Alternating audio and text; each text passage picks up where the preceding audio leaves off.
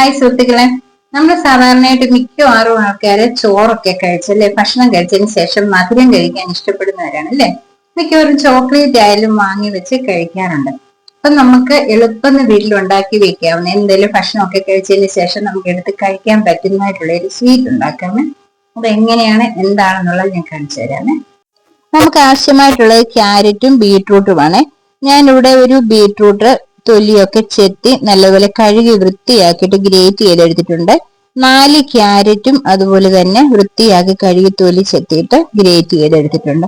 ഇത് രണ്ടും വെച്ചാണ് ഞാൻ ഇന്നിവിടെ ഒരു സ്വീറ്റ് ഉണ്ടാക്കാൻ പോകുന്നത്. നമ്മൾ സാധാരണയായിട്ട് ക്യാരറ്റ് ഹൽവ ഉണ്ടാക്കാറുണ്ടല്ലോ, അതുപോലെ തന്നെ ഞാൻ അക്കൂട്ടത്തില് ബീട്രൂട്ടും കൂടെ ഇട്ട് ഒരു ഹൽവ തന്നെയാണ് ഉണ്ടാക്കാൻ പോകുന്നത്. നല്ലൊരു സ്വീറ്റ് ആണല്ലോ, എല്ലാവർക്കും ഇഷ്ടപ്പെടുന്നതാണ് ക്യാരറ്റ് ഹൽവ. അതുപോലെ തന്നെ ബീട്രൂട്ടും ഉണ്ടാക്കുമ്പോൾ അതുപോലെയാണ്. ആദ്യം ഒരു പാനിലേക്ക് കുറച്ച് നെയ്യ് ഞാൻ ഒഴിച്ചിട്ടുണ്ട്.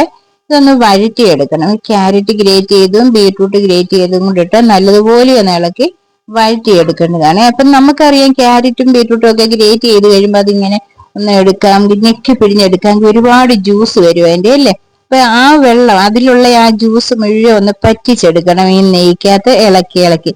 കുറച്ച് സമയം ഇങ്ങനെ ഇളക്കി കഴിയുമ്പോൾ ഇതെല്ലാം ഒന്ന് വഴന്ന് കിട്ടും. വഴന്നതിന് ശേഷം ആ വെള്ളം പറ്റുന്നിടം വരെ ഇതേ രീതിയിൽ ഇങ്ങനെ ഇളക്കണം. അതിനുശേഷം ഞാനിവിടെ 1 ലിറ്റർ പാലാണ് എടുത്തിരിക്കുന്നത്. ചൂടാക്കിയ പാലൊന്നുമില്ല, അല്ലാത്തത് തന്നെയാണ്. നിങ്ങൾക്ക് ചൂടാക്കിയതാണെങ്കിൽ അതായാലും ഒഴിക്കാം.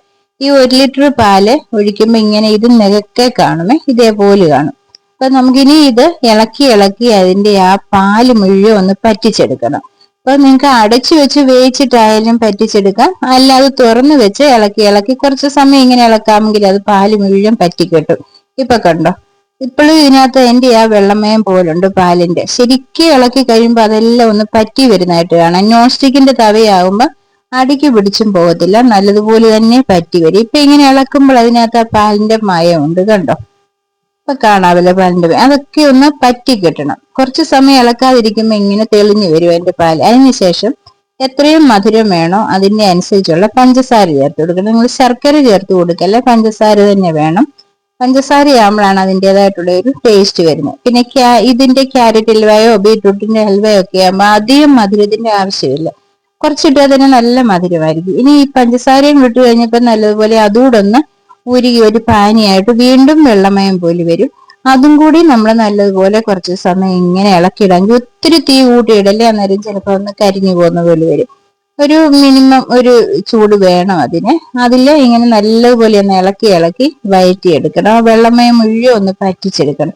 ഇങ്ങനെ കുറച്ച് സമയം ഇളക്കാതിരിക്കുമ്പോൾ അതിലുള്ള വെള്ളമയം മുഴുവൻ പാലിന്റെ മയം മുഴുവനും ഇതേപോലെ ഉരുകി വരും. അങ്ങനെ വന്നു കഴിയുമ്പോൾ നമുക്ക് മനസ്സിലാക്കാൻ സാധിക്കും കുറച്ച് സമയം ഇളക്കാതിരിക്കുമ്പോൾ. അങ്ങനെ വരുമ്പോൾ വീണ്ടും ഇളക്കി ഇളക്കി അതിന്റെ ആ ഒരു തെറ്റായിട്ടുള്ള മുഴുവൻ മാറ്റണം. അതായത് അതിലുള്ളത് പഞ്ചസാരയുടെയും പാലിന്റെ എല്ലാം കൂടിയാണ്. അപ്പൊ അത് മുഴുവനും മാറ്റിയിട്ട് കുറെ സമയം ഇതുപോലെ ഇളക്കി പറ്റിക്കണം.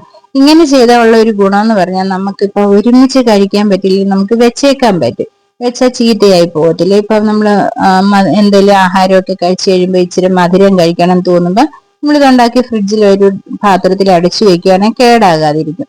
കാര്യം അല്പമെങ്കിലും വെള്ളമയം ഉണ്ടെങ്കിൽ എളുപ്പം ചീത്തയായി പോകും. ഇപ്പൊ നമുക്ക് മധുരം കഴിക്കണം തോന്നുമ്പോ കുറച്ച് ഇതിൽ 1-2 സ്പൂൺ എടുത്തിട്ട് നമുക്ക് കഴിക്കാവുന്നതാണ്. ഒരുപാട് അങ്ങ് ഷുഗർ ആയി പോകുമെന്നൊന്നും പേടിക്കേണ്ട.